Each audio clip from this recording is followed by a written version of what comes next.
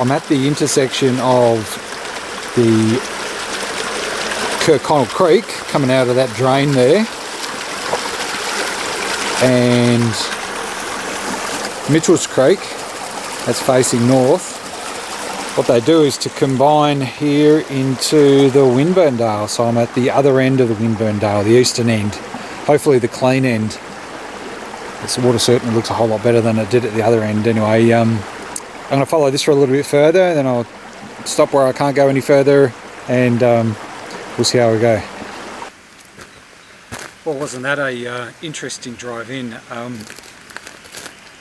It's easy enough to pick a spot on Google Maps and go, I'll go there. Totally different thing getting there.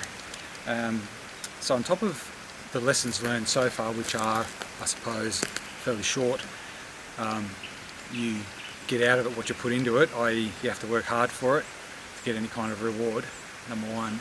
Secondly, gold is heavy and it sinks to the lowest point, number two. Three, an SUV is not a four-wheel drive, and I'm not a four-wheel driver, so I hope I find some gold, because it's going to cost me a bit to get all the paint back on my car. But anyway, I think I have accidentally stumbled upon a place featured in one of Adventure Gold's videos where there's a big rock wall which has been shedding down into a really nice clearing that I'm standing in the middle of, and it's full of fossils. Really good. If I can work out how to do it, I'll link it to my own video. But the only thing I'm not happy about is this area is obviously used a fair bit, and it pretty much marks the end of the track. You can't go any further. The creek's behind me, the Winburndale's behind me, and so I really have to go on foot from here. But I would think that the next several hundred metres at least, probably the next kilometre at least, would be fairly well picked through.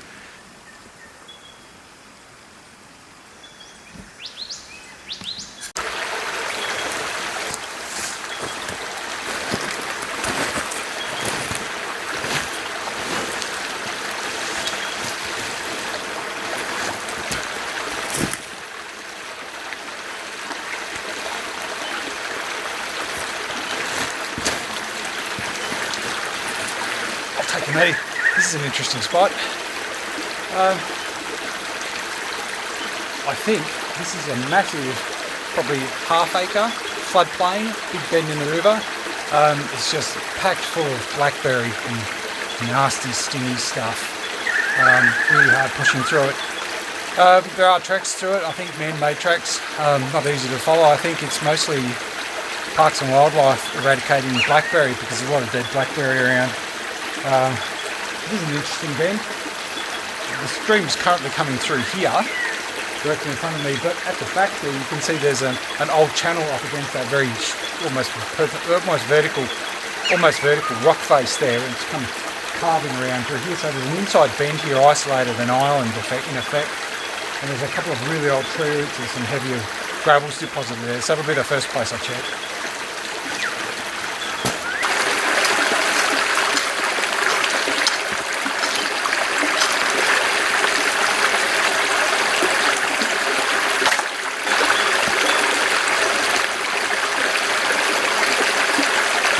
Cold water. I'm not wearing gumboots, which means I'm going to try very hard not to get my feet wet today.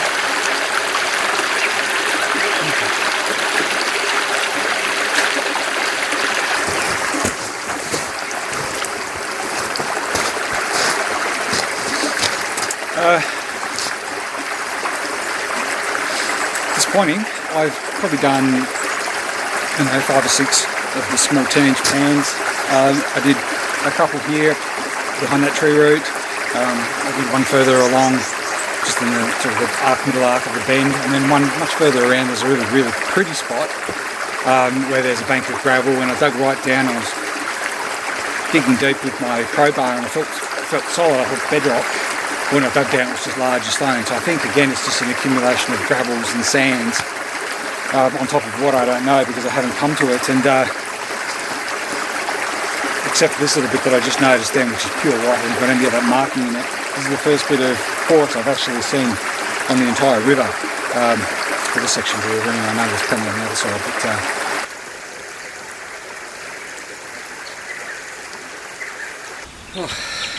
but I know it's only 9:16, but I'm ready for a break. It was tough coming out of there. Yeah, I bought myself a nice coffee at the survey, which I was going to have later, but I'm going to have it now.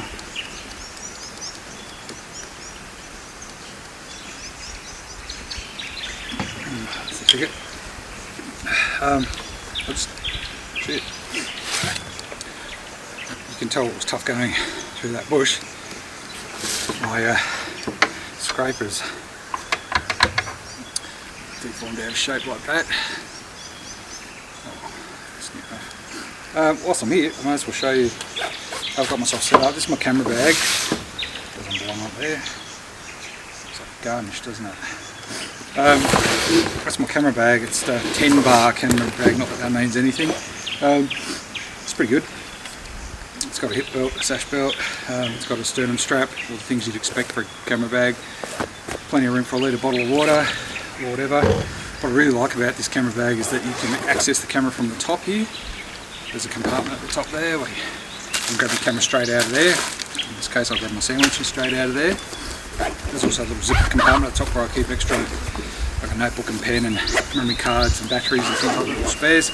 What I really like is you can unsling one shoulder and access this side pouch, and that's where I normally keep my camera. Just pull it straight out of there and it pops it straight back in there. At the moment I've got a snake bite bandage and other rain cover and stuff like that in there. But more importantly, I wanted to show you how I've adapted it for use on this particular trip. I've got in the molly straps at the bottom, I've got my essential tools, I suppose, being the that long scraping stick, I don't know what you want to call it, a crevice tool, my crowbar, my 10-inch pan on a carabiner, and on a separate sling going across my body. The backpack goes over the top. I've got this old tool belt sort of thing. And again, I just wanted to bring the absolute basics. I've got a pair of gloves, my trowel, my brush, long pliers for picking up the nugget when I eventually find it, headlamp, snuffer bottle. What's this? This is my Garrett Pointer Pro Pointer 2. I don't know if that's any good. A Gerber knife, chisel, small hammer, and narrow screwdriver, and that's it. I really probably could have fit a few more things in there, but just wanted to keep the weight down. So that's what I call my essentials. They've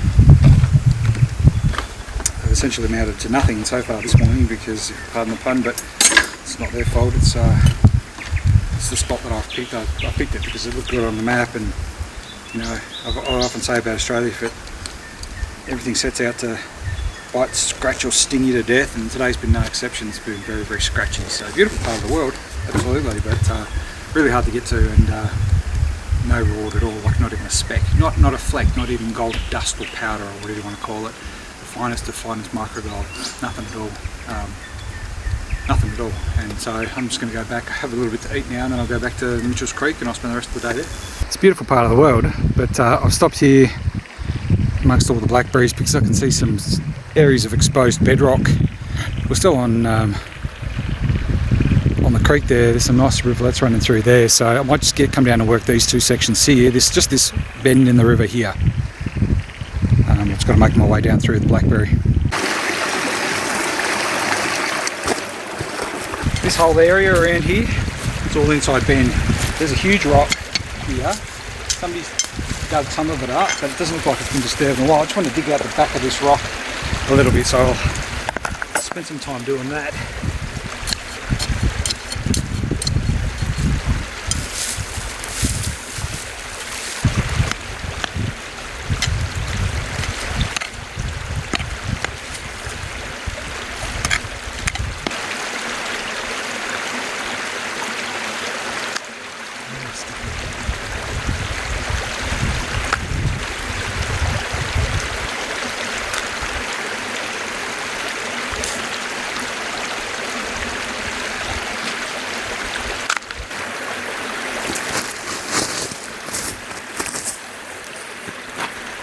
Nothing. I'll get back to crevicing.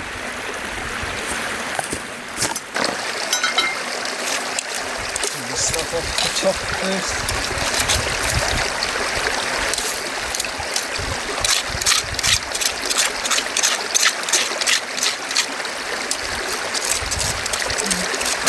notched them in little holes like this. I found a single hole, elbow, little elbow in the Winburndale last time, and it gave me a really good pan. Really good pan.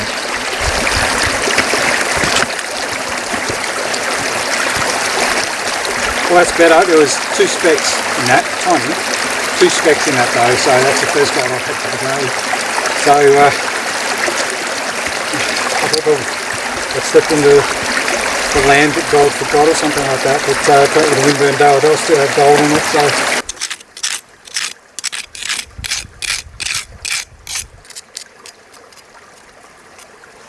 Yeah, 2 tiny little flakes. If I can get them in this handful of dirt that I'm very carefully trying to collect, that would be awesome. That's a pathetic little pan of dirt. Look at all the bark and leaves float off straight away.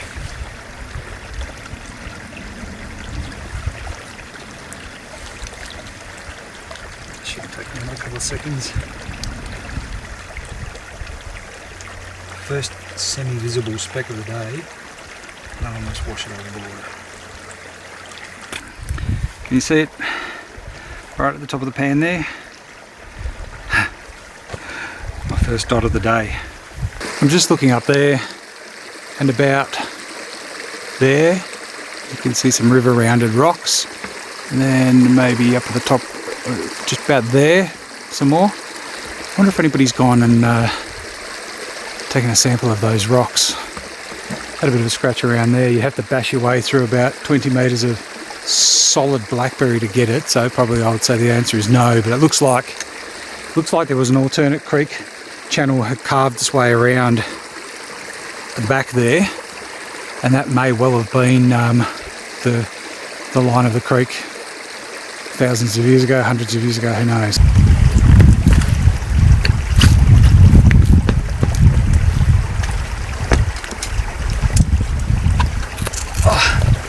Lost control of my day a little bit. I'm getting through stuff fast, but no rhyme or reason to anything that I'm doing. I'm scraping myself up, exposing myself to a lot of cuts and bruises later, I think.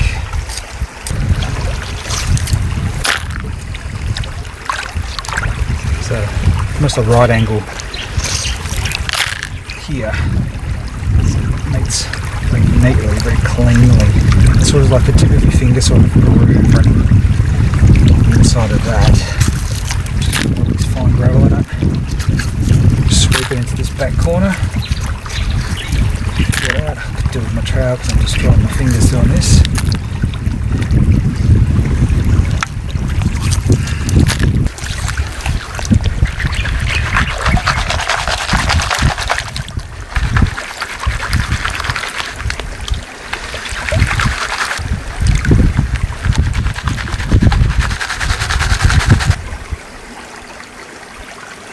There's a flake. 1 dot.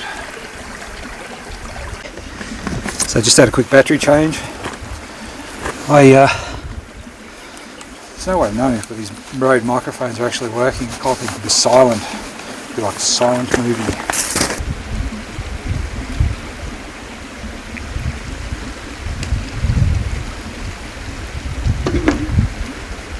I don't find much gold, but I'll make a bloody good sound.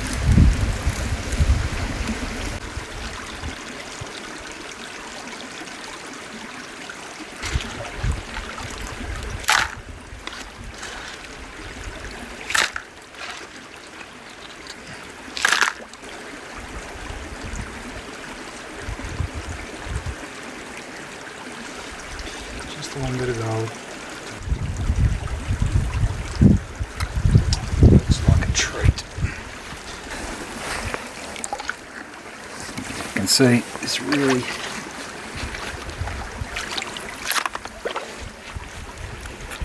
right in under this rock. Yeah, there it is. Can you see it coming out at the top of the pan there? See that glittering? I don't know if it's glittering at all. One more for the snuffer bottle.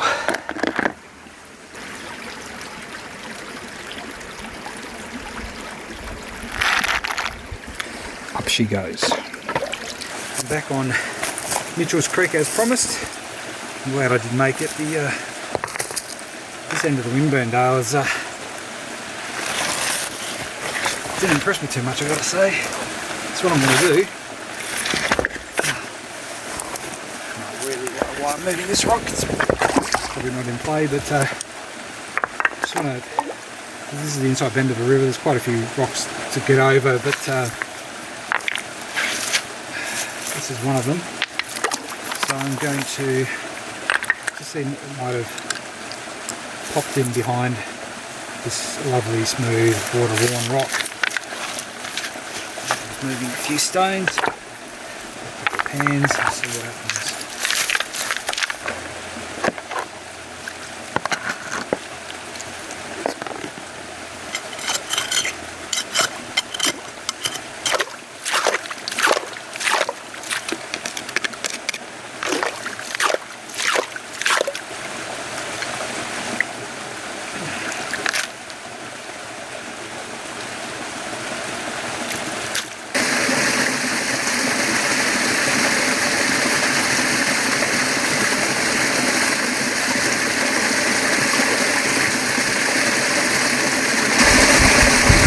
Up and the day's gone, you think? What did I choose? Time to go.